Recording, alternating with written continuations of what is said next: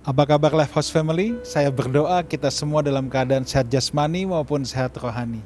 Mari kita siapkan hati kita untuk masuk dalam kebenaran firman Tuhan. Siapkan Alkitab saudara, siapkan catatan saudara. Saya percaya kalau kita mencatat apa yang kita dengarkan, maka itu akan sangat menunjang pertumbuhan rohani kita. Mari kita berdoa. Bapa dalam sorga, kami datang merendahkan diri kehadirat-Mu yang Maha Kudus untuk mendengarkan apa yang menjadi isi hati Bapa. Tumpahkan apa yang menjadi isi hati Bapa di tengah-tengah kami. Kami mau punya sikap hati yang belajar, yang reseptif terhadap kebenaran firman-Mu. Dalam nama Tuhan Yesus kami berdoa. Amin. Saudaraku, pada hari ini kita akan belajar dari Pastor Grant Nixon. Saya undang, silakan. Thank you, Pastor Wigan. Thank you. Thank you. Shalom Lifehouse Family. Jumpa lagi di Live Cell hari Kamis ini. Dan saya sangat berbahagia boleh membagikan kebenaran firman Tuhan pada malam hari ini. Dan Lifehouse Family, kita pasti sudah sangat akrab dengan yang kita sering dengar sebagai hukum Taurat dan kasih karunia. Malam ini Lifehouse Family, saya ingin membagikan satu kebenaran mengenai hubungan kedua hal ini. Harus diakui bahwa pemahaman atas hukum Taurat dan kasih karunia sering menjadi pertentangan Lifehouse Family. Menjadi masalah, bahkan menjadi satu hal yang sangat mayor untuk diperdebatkan. Karena perbedaan ini orang bisa pisah, orang bisa keluar dari gereja dan sebagainya. Nah, bukan tidak mungkin bahwa kedua hal ini sebenarnya harus kita pahami dengan benar dan tepat. Bahkan harus, bukan sebuah kemungkinan dan bukan sebuah hal yang kita spekulasikan, tapi harus sebuah hal yang kita benar-benar mengerti. Karena apa Bapak Ibu? Karena kedua hal ini sangat penting ketika kita menjalani kehidupan Kristen kita. Kita pasti sering mendengar bahwa orang Kristen tidak lagi hidup di bawah hukum Taurat, melainkan di bawah kasih karunia. Akibatnya, hukum Taurat dipandang sebagai satu hal yang mengancam, mendakwa, dan membebani kehidupan Kristen. Jadi kelihatannya hukum Taurat ini satu hal yang keras, yang benar-benar orang itu takut ketika berhadapan dengannya. Itu kesan yang biasa kita dapatkan. Itu kesan yang biasa kita peroleh ketika mendengar kata hukum Taurat. Nah, berangkat dari premis ini, beberapa kalangan orang Kristen mandang kasih karunia sebagai jalan keluar yang Tuhan berikan. Nah, jadi untuk mengantitesis atau meredam dari hukum Taurat tersebut, maka dimunculkanlah teori kasih karunia. Diambillah konsep kasih karunia dalam Alkitab dan ditekankan sebagai obat dalam tanda kutip. Semacam obat bahwa ini loh, orang Kristen tuh gak sekaku umat perjanjian lama dengan hukum Tauratnya. Tapi ini kita di bawah kasih karunia. Nah akhirnya mereka yang beranggapan bahwa beralihnya hukum Taurat kepada kasih karunia merasa bahwa tidak perlu terlalu keras lagi. Merasa tidak perlu terlalu serius lagi. Karena ada darah Yesus, karena ada kasih karunia Tuhan, ada kebaikan Tuhan yang bisa mengampuni orang percaya. Jadi ini semacam pelonggaran. Kasih karunia sering dipandang sebagai sebuah kelonggaran bagi orang Kristen untuk boleh melakukan apa saja, tapi nanti Tuhan ampuni. Nah ini yang terjadi, ini seringkali terjadi. Bahwa kasih karunia itu dipandang sebagai satu kelonggaran. Sedangkan hukum Taurat itu satu hal yang dipandang ini ketat sekali. Ini sangat, susah dijalanin. Sedangkan kasih karunia ini obatnya. Nutupin dari kekerasan si hukum Taurat. Jadi banyak orang Kristen beranggapan bahwa kasih karunia inilah yang harus kita ikuti. Kita nggak di bawah hukum Taurat lagi. Di satu sisi betul, Alkitab katakan kita tidak di bawah hukum Taurat, melainkan di bawah kasih karunia. Jadi anggapan tadi tidak salah. Tidak salah. Namun yang perlu kita pertimbangkan adalah apakah mungkin seseorang yang hidup di bawah kasih karunia dia bisa terlepas dari hukum dan berbuat semaunya? Nah ini kan masalahnya nih. Apakah karena kita udah di bawah standar yang baru, yaitu kasih karunia, artinya kita lebih longgar, lebih nyaman. Hukum udah gak penting. Yang penting kita percaya Yesus. Nah ini menurut saya, yang saya pahami, yang saya lihat dalam kehidupan kita kadang-kadang dalam berjemaat ya. ada pemahaman jemaat-jemaat yang mungkin bukannya mereka sesat, tapi mereka memang belum pernah mengenal atau belum pernah mengetahui bagaimana secara jelas hubungan di antara kedua ini. Nah, malam ini kita akan berbicara bagaimana kedua ini harus kita pandang sebagai orang Kristen. Apakah benar hukum Taurat itu sudah tidak berlaku lagi bagi orang Kristen? Apakah benar kita dibawa kasih karunia? Kalau benar, bagaimana hubungannya dengan hukum Taurat? Apakah benar orang dibawa kasih karunia tidak perlu lagi sama sekali mengikuti hukum-hukum yang berlaku? Seperti misalnya 10 perintah Allah. Nah, bagaimana jadi? Bagaimana menetralisir kedua hal ini? Bagaimana membuat ini balance? Nah, kita akan belajar Bapak Ibu Saudaraku sekalian. Oke, sebelum kita membahas lebih dalam mengenai kasih karunia hukum Taurat ini, saya ingin mengajak kita melihat apa itu hukum Taurat dan apa itu kasih karunia. Jadi kita mesti samain persepsi dulu Bapak Ibu Saudaraku sekalian. Kita menyamakan persepsi tentang apa itu definisi hukum Taurat dan apa itu kasih karunia. Sebelum kita menyelam lebih dalam, secara sederhana nanti saya bikin jadi 4 poin. Hubungan antara kasih karunia dan hukum Taurat yang harus kita pahami dalam kehidupan Kristen kita. Nah, pertama-tama kita harus mengerti bahwa hukum Taurat itu adalah hukum Musa yang berisi perintah Allah tentang peringatan perbuatan Allah bagi umat Israel. Ya, jadi kata yang penting. Hukum Taurat adalah hukum Musa yang berisi perintah Allah tentang perbuatan Allah. Tentang perintah-perintah Allah bagi umat Israel. Tentang kehendak Allah bagi umat Israel. Yang itu kita bisa temukan dalam Kejadian, Keluaran, Imamat, Bilangan, Ulangan. Kita bisa temukan itu. Nah, dalam Yudaisme Bapak Ibu, Yudaisme itu budaya Yahudi, budaya orang Israel. Hukum ini biasa diturunkan jadi 3. Hukum ini diturunkan jadi 3. Yang pertama edot, yang kedua mishpatim, yang ketiga hukim. Jadi hukum Taurat ini ada 3 bagian. Ada edot, ada mishpatim, ada hukim. Nah, apa nih masing-masing?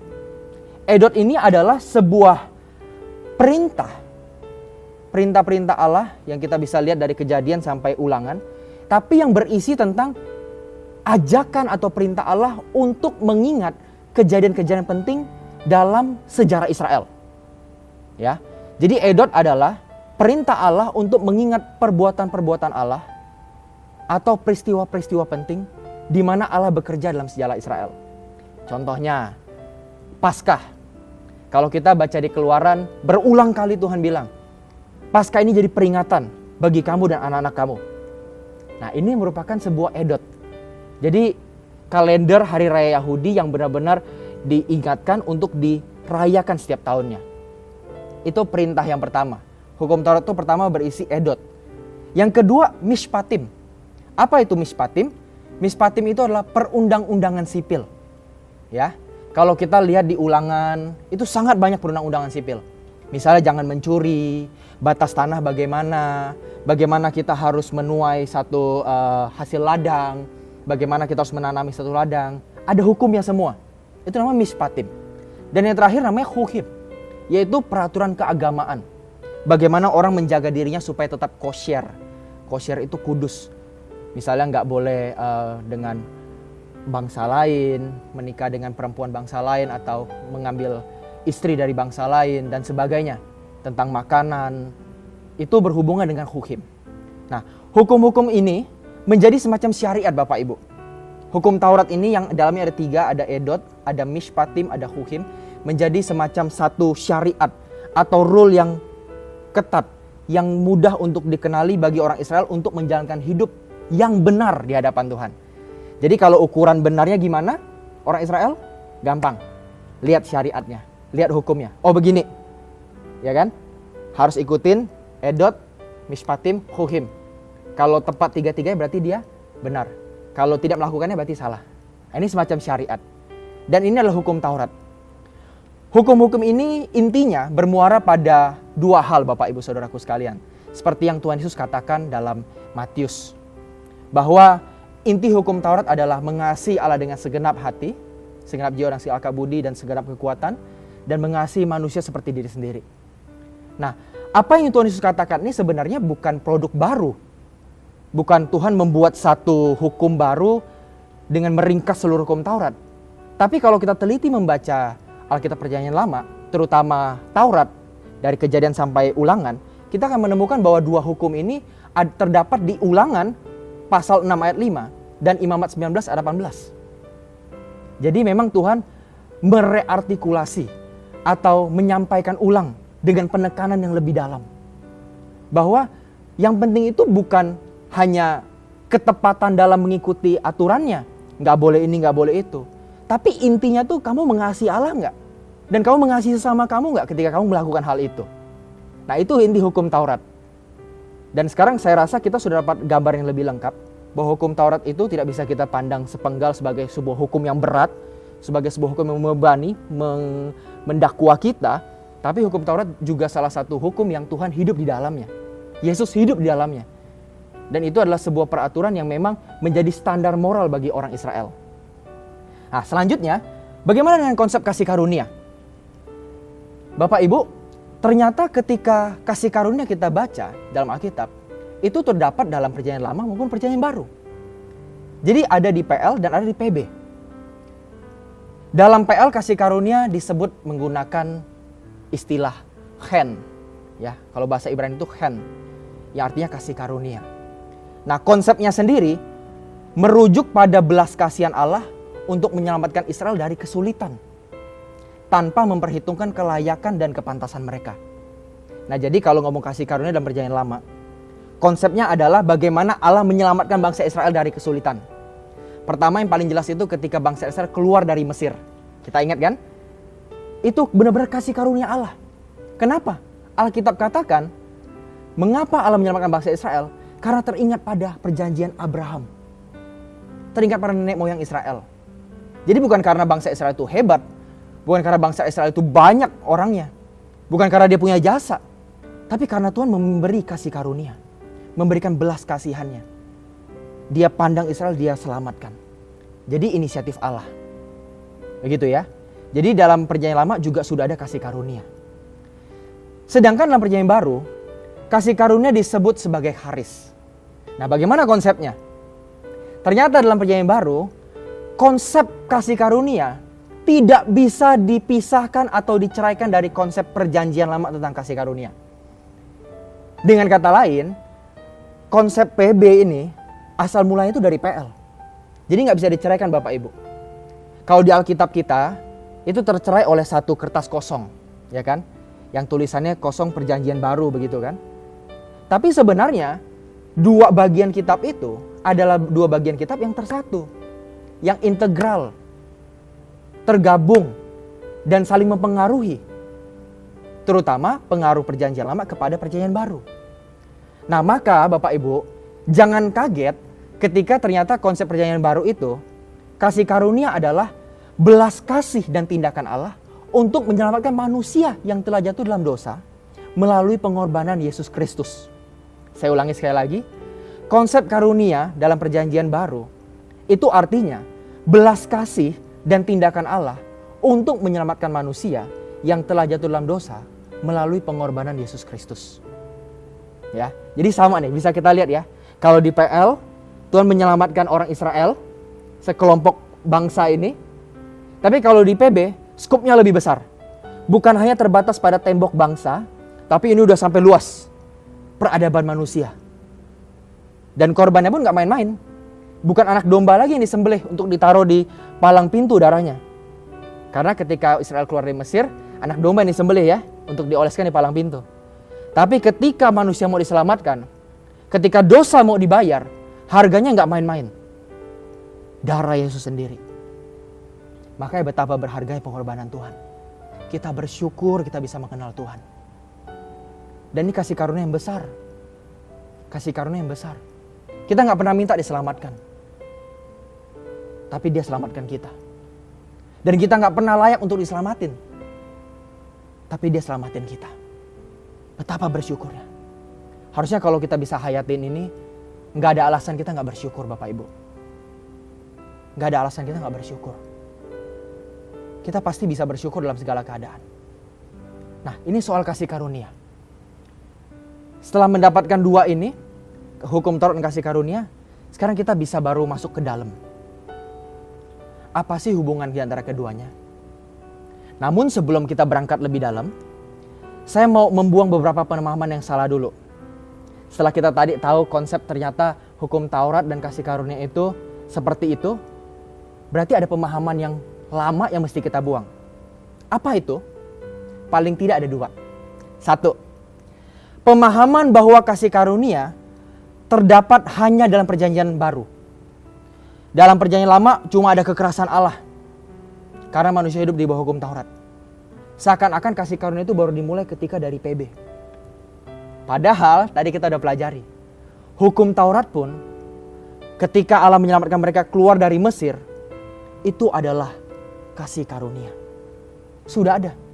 Dari mereka keluar dari Mesir, habis itu mereka dikasih hukum Taurat, diajari bagaimana bermasyarakat yang benar dengan mishpatim, bagaimana berkorelasi dengan Allah, bagaimana berhubungan dengan Allah dalam hukim.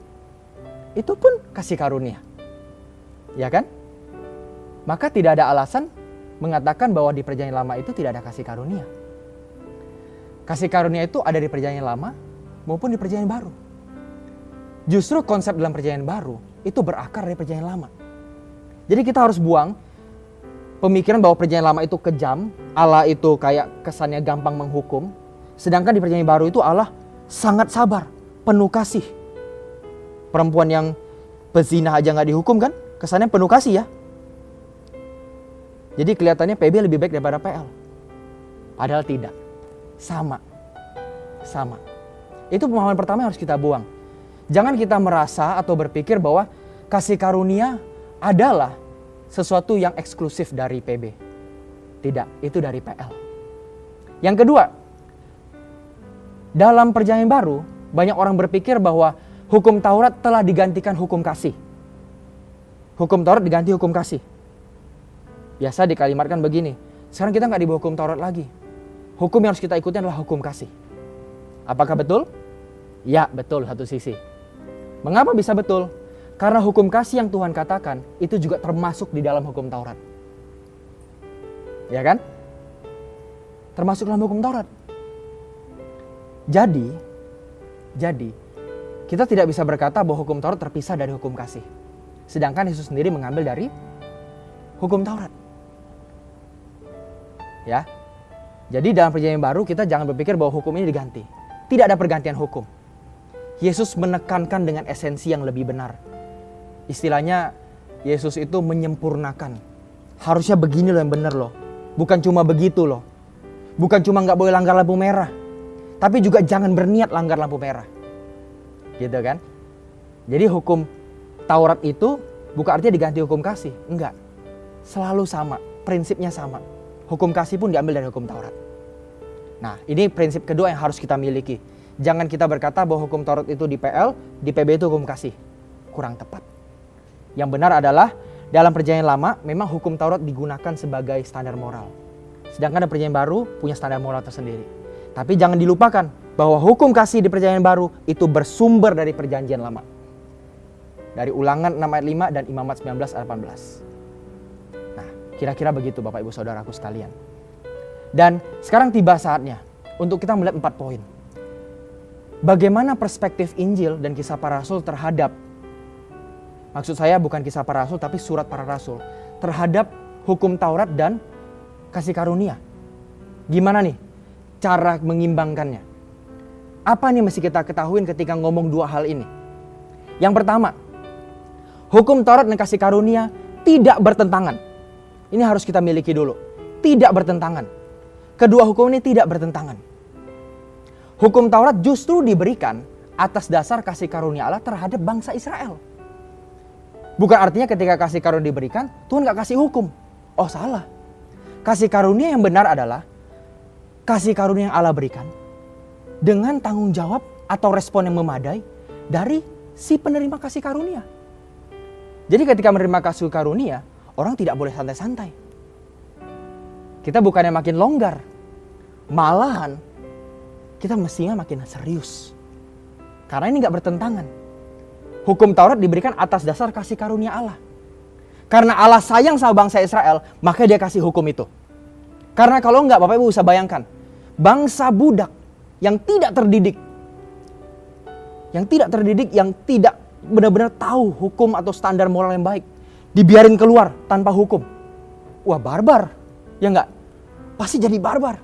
Dan akan banyak ketidakteraturan. Bahkan bukan enggak mungkin bangsa itu musnah. Makanya Tuhan kasih itu hukum Taurat. Dan jelas dalam Galatia 3 ayat 19 dikatakan bahwa hukum Taurat ditambahkan karena pelanggaran. Karena pelanggaran. Galatia 3 ayat 19. Maksudnya apa? Supaya manusia nggak keluar pagar. Supaya manusia nggak liar. Maka dikasih batasan. Dikasih hukum. Apakah hukum itu Tuhan jahat? Tuhan membatasi manusia dengan hukum itu. Tuhan batasin orang Israel supaya nggak bebas lagi.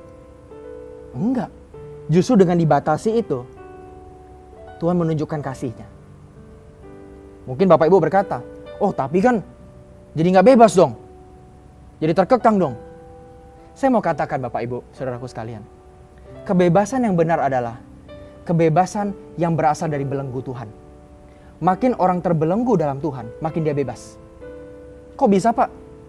Nah ini namanya paradoks. Paradoks. Kelihatan bertentangan tapi tidak. Orang kalau misalnya bebas ya, mau makan apa aja bisa ya. Babi dia makan, anjing dia makan, semua berkaki dia makan. Cuma bangku sama meja gak dia makan yang berkaki. Wah ketika dia makan terus, perut gendut, badan besar, kemana-mana susah. Akhirnya dia gak bisa bergerak. Dia jadi terbelenggu. Padahal dia bebas kan? Nah ternyata kebebasan yang kita mau, itu menuntun pada belenggu. Malah kita jadi terbelenggu. Tapi justru belenggu Tuhan itu membebaskan. Orang gak boleh berzina. Ya katakan ya, ini saya ambil contoh sederhana yang ekstrim. Orang gak boleh berzina. Kesannya kayak terkekang. Enak tuh berzina, menurut daging ya.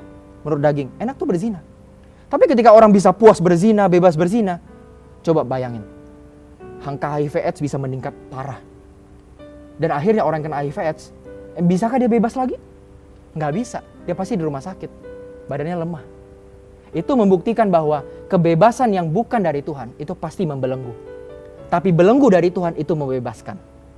Nah, maka hukum Taurat dan kasih karunia itu tidak bertentangan. Bukan karena Tuhan baik, Tuhan biarin bangsa Israel. Tidak. Tapi ketika Tuhan baik, Tuhan berikan satu platform, satu pagar, satu tempat di mana orang Israel boleh bergerak. Tapi jangan keluar dari situ ya. Di situ aja. Itulah hukum Taurat. Yesus sendiri hidup di bawah hukum Taurat. Jadi tidak mungkin hukum Taurat itu sesuatu yang bertentangan dengan kasih karunia Allah. Ya, Yesus orang Yahudi dan dia hidup di bawah hukum itu.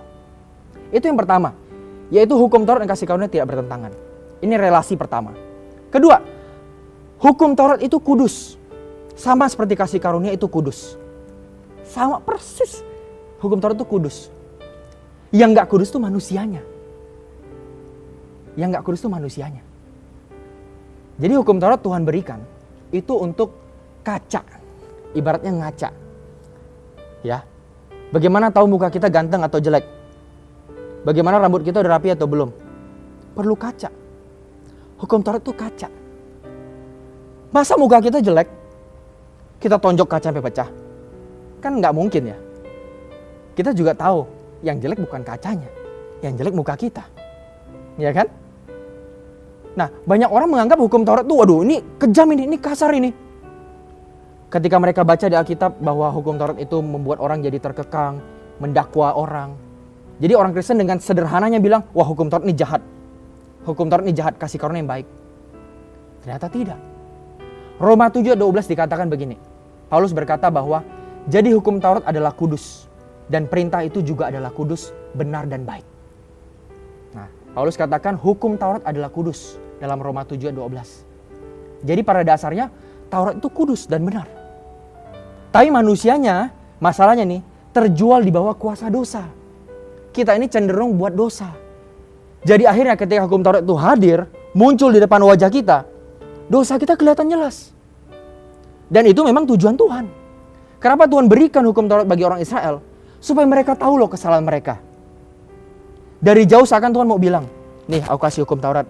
biar kamu tahu apa karakter kamu yang bermasalah. Habis itu berubah ya. Nah, kayak kesannya mau begitu loh. Nah sekarang tinggal responsnya orang Israel nih. Mau berubah nggak? Mau berubah nggak dengan hukum itu? Kalau mau berubah, Tuhan akan tolong. Dan Tuhan memeluk mereka. Berapa kali orang Israel berbuat khianat sama Tuhan? Berapa kali orang Israel membangkang sama Tuhan? Tapi Tuhan tetap terima. Nah bagaimana mereka tahu mereka berkhianat? Nah Tuhan perlu yang namanya hukum Taurat. Makanya Tuhan berikan sama orang Israel. Seperti tadi saya katakan. Maka sebenarnya hukum Taurat ini membuat manusia dalam keinginan dosanya ini menjadi nampak jelas bagaimana wajahnya. Bagaimana keadaannya. Yang akhirnya memang membuat manusia itu jadi merasa tertuduh dan terhukum. Memang sejak manusia tahu benar dan salah dan kita melakukan yang salah, kita jadi tertuduh. Kita terhukum, rasanya tertuduh. Terhukum susah dalam hati kita. Pasti deh, kecuali nurani kita mati ya. Tapi selagi nurani kita hidup, pasti kita tertuduh. Ketidaktaatan ini membawa pada satu konsekuensi. Kalau orang terus langgar hati nurani dia, terus langgar Taurat yang Tuhan berikan, terus kita langgar aturan yang Tuhan berikan. Akhirnya, hukuman Allah dikalimatkan sebagai kutuk hukum Taurat. Kita dihukum nanti suatu hari. Orang Israel lebih tepatnya ya. Itu dihukum. Kalau mereka terus membangkang, melawan, ada kutuk hukum Taurat. Nah, tapi Bapak Ibu, kita juga jangan langsung bilang, waduh kalau begitu Tuhan memang mau bikin kita merasa bersalah dong. No. Coba kita lihat dari perspektif lain. Tuhan tidak berniat menghukum kita, membuat kita merasa najis dan sebagainya. Tapi yang Tuhan mau adalah, berangkat dari perasaan tertuduh itu, berangkat dari perasaan sedih itu, kok aku begini ya? Kok aku hancur begini ya? Ketika orang Israel lagi memahamin, kok kami bisa sebegini tega sama Tuhan ya? Tahu gak apa yang Tuhan tuju dengan perasaan itu? Ya tepat. Tuhan mau mereka rendah hati cari Tuhan. Berbalik sama Tuhan. Jadi perasaan bersalah yang Tuhan berikan kepada mereka melalui hukum Taurat, itu tujuannya bukan buat mereka merasa najis dan akhirnya mereka takut ketemu Tuhan. Enggak. Sebaliknya Tuhan mau ajak mereka, ayo balik yuk. Kamu tahu kan sekarang keadaan kamu gimana? Yuk balik yuk. Aku peluk kamu. Yuk aku terima kamu. Sekalipun dosamu merah seperti kain kirmizi, aku buat putih. Tuh hebat gak Tuhan? Dilupain semuanya. Nah maka hukum Taurat bukan satu hal yang negatif, tapi membawa satu hal yang positif. Ya, akhirnya manusia jadi sadar dia butuh pertolongan Tuhan. Dia butuh belas kasihan Tuhan karena dia berdosa. Dan kita akhirnya mendekat pada Tuhan. Kita mencari wajahnya.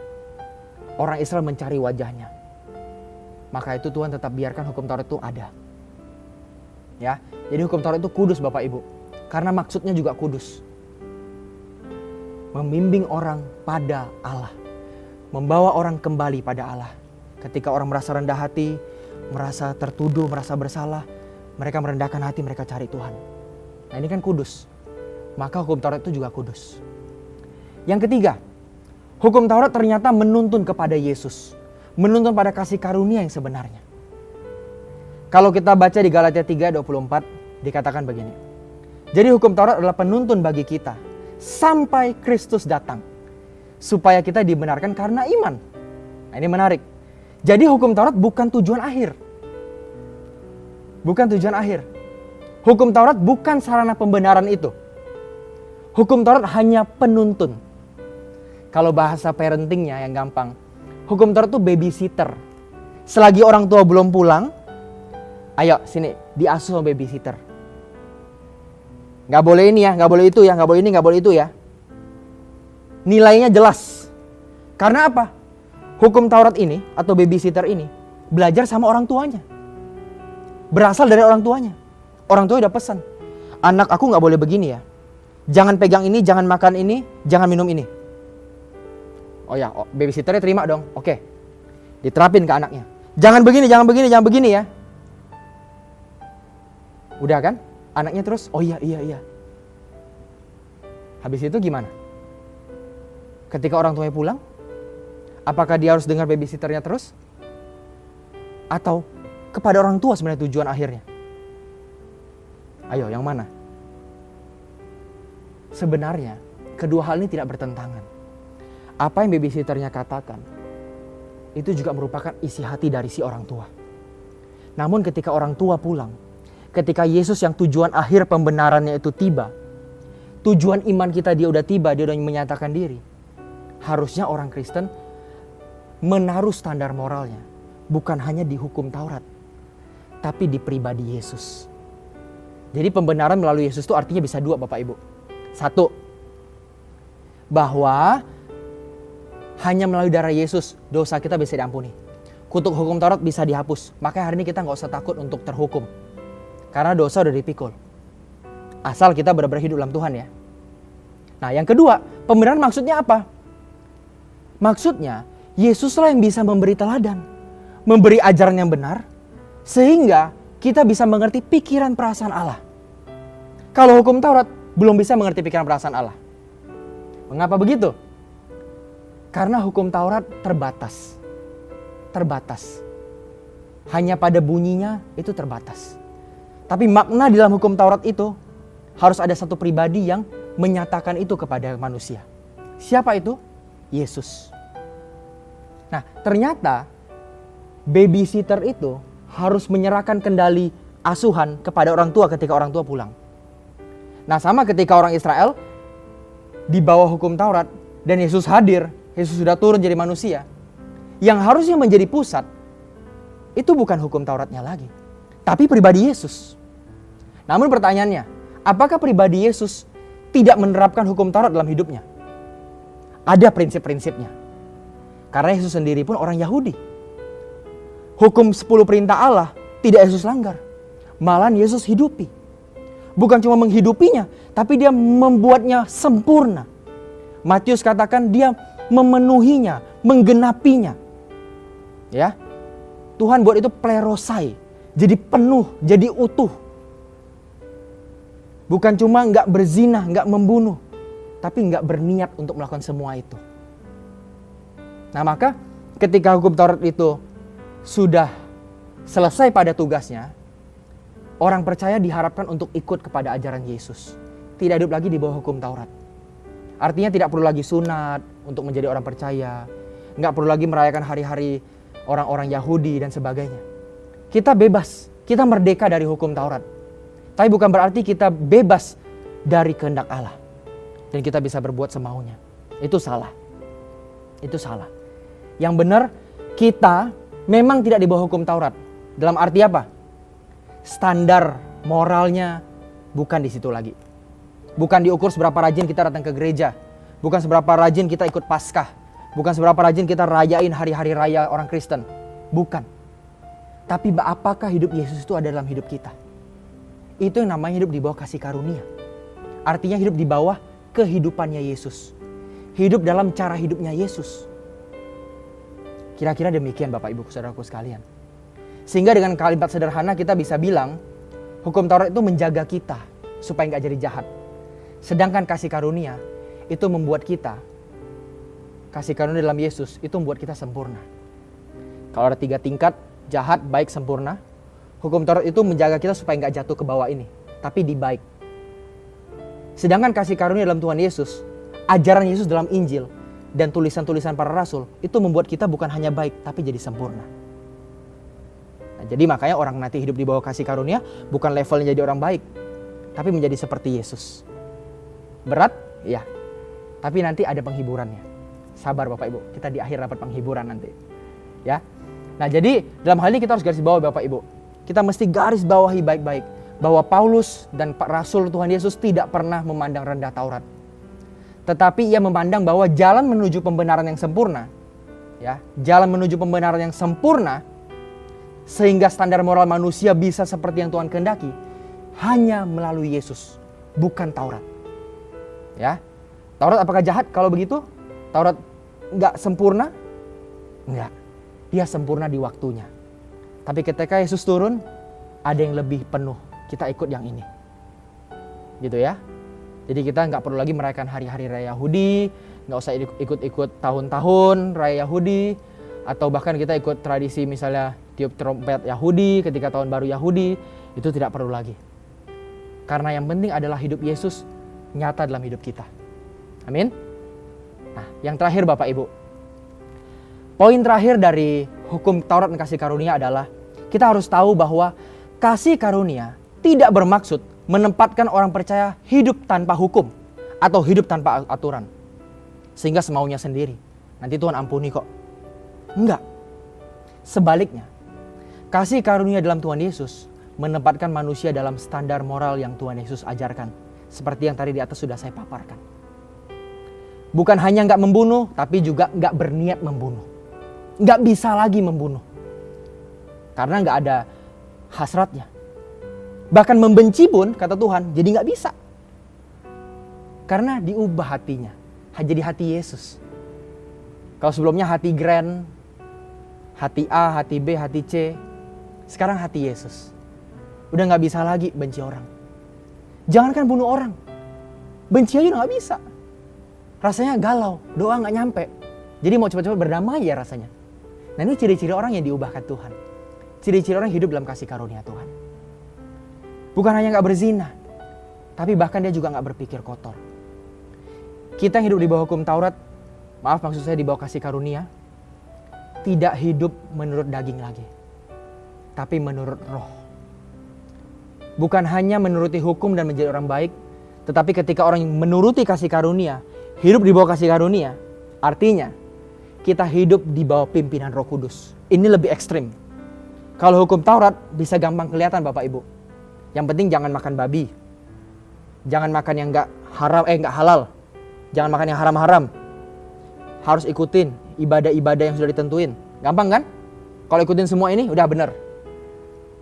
Tapi gimana kalau soal pimpinan roh? Nah, ini kasus lain lagi. Gimana caranya ketika kita ketemu orang tulus? Gimana caranya ketika kita mikir kita nggak jahat? Gimana caranya ketika nggak ada orang kita tetap ngomongnya baik kepada orang yang rendah? Misalnya cleaning service atau satpam, nggak ada orang lihat. Dia buat salah lagi sama kita. Gimana caranya kita bisa tetap berbicara seperti Yesus bicara? Nah ini susah nih.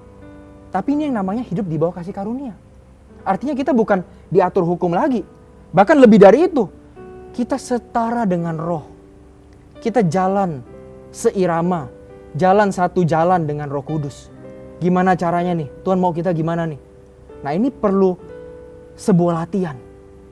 Ini seni Bapak Ibu Saudaraku sekalian. Maka sebenarnya ketika orang menjadi Kristen, hidup di bawah kasih karunia, dia dituntut untuk menjadi Kristen kapal perang. Ya, Kristen kapal perang. Bukan Kristen kapal pesiar. Apa bedanya kapal perang sama kapal pesiar Bapak Ibu? Kalau kapal pesiar santai kan? Enjoy. Identik sama pleasure, kenyamanan, kenikmatan, santai. Oh Tuhan ampuni, Tuhan nikmati, Tuhan terima kita apa adanya. Betul. Tapi kalau kita nggak berubah, nggak bertobat, tetap hidup dalam dosa. Itu bukan kasih karunia yang Tuhan maksud. Itu salah. Yang benar adalah ketika Tuhan terima kita apa adanya. Seperti Pastor Wigan katakan, Tuhan terima kita apa adanya, tapi dia nggak biarin kita apa adanya. Nah perhatikan nih baik-baik. Ketika kita nggak mau jadi apa adanya, nah ini kapal perang. Perang nih kita. Maksudnya perang gimana? Waduh, jadi nggak nyaman hidup kita. Jadi susah ikut Tuhan. Bercanda jadi nggak bisa berlebihan. Kita mikir nggak boleh jahat sama orang. Ketika orang lukain kita, kita harus tahan. Ketika ada kesempatan korupsi, kita jadi tahan, nggak boleh. Waduh, ini berat. Ketika ada kesempatan buat ngomongin orang, atau menggiring opini tentang satu orang, gimana cara kita nggak giring opini itu? Gimana cara kita terjaga nama baik orang itu? Ini yang bermasalah. Dan inilah yang harusnya jadi pergumulan kita. Jadilah Kristen kapal perang, bukan kapal pesiar. Di bawah kasih karunia itu bukan artinya kita santai, tapi kita perang. Perang lawan diri kita. Siap sedia lawan kedagingan kita. Nah, dengan demikian Bapak Ibu Saudaraku sekalian, sebenarnya hidup di bawah kasih karunia itu sama berat dan ringannya dengan di bawah hukum Taurat. Sama berat dan ringannya. Sama berat dan ringannya dengan umat perjanjian lama yang di bawah hukum Taurat. Beratnya apa? Beratnya ternyata kita levelnya bukan lagi melakukan hukum yang bunyinya gampang, terus kita lakuinnya bisa diukur. Ya kan? Nggak lewat lampu merah, oh udah benar kok. Tapi hati kita sebenarnya ngedumel. Aduh, nih orang kenapa taruh lampu merah di sini? Nggak ngerti apa orang mau buru-buru. Nurutinnya nggak tulus. Nah, hukum kan nggak bisa lacak hal itu kan? Nggak bisa lacak sikap hati kita kan? Tapi ketika orang hidup di bawah kasih karunia, beratnya apa? Sikap hati itu terlacak. Keluhan kita, ketidakbersyukuran kita, itu terlacak. Istilahnya ke-scan. Kalau antivirus yang mahal di komputer itu ya, dia bisa nyeken bahkan sampai malware yang parah banget, yang sampai antivirus lain nggak bisa dilacak. Dia bisa lacak. Nah ini lebih dalam ini, lebih spesifik, lebih berat. Tapi di sisi lain Bapak Ibu, kita juga ada keringanannya. Kita dihibur sama Tuhan. Hidup dalam kasih karunia bukan satu hal yang mustahil. Memang hidup ikut pimpinan roh itu susah. Boro-boro deh Pak kita mau ikut pimpinan roh.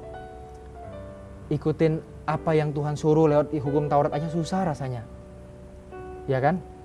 Nggak ngomongin orang, nggak benci orang susah Pak. Tapi ada penghiburan. Meskipun sulit, tapi ada Roh Kudus yang pimpin kita. Dalam perjanjian lama, Roh Kudus gak secara permanen menghinggapi orang percaya. Gak menghinggapi umat Israel. Tapi di perjanjian baru, Roh Kudus diberikan secara permanen dalam hidup kita. Dan Tuhan katakan, Dia menghibur kita dalam segala peristiwa. Dia menjadi penolong bagi kita.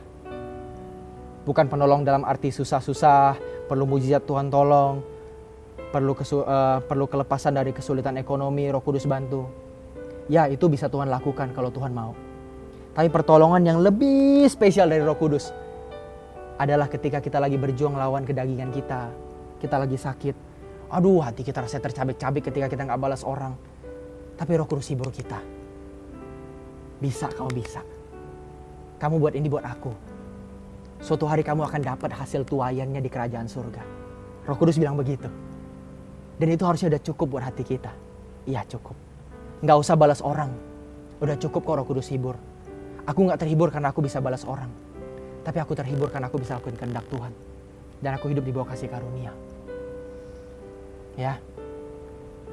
Sehingga Bapak Ibu kita nggak usah pusing. Kita nggak usah pusing dengan tuntutan. Hiduplah dengan kasih karunia. Hiduplah dalam kasih Allah. Maka Roh Kudus akan menguatkan kita. Dan memampukan kita untuk menjalani kehidupan kita ini. Sesuai dengan yang Tuhan mau. Amin. Saya berdoa kita semua diberikan kekuatan. Bukan menjalani sebuah hidup yang terpaksa dalam Tuhan. Tapi kita dengan cinta kasih yang tulus kepada Tuhan. Aku mau berkenan dan hidup menurut Roh. Sekian Bapak Ibu. Tuhan Yesus memberkati. Sampai jumpa.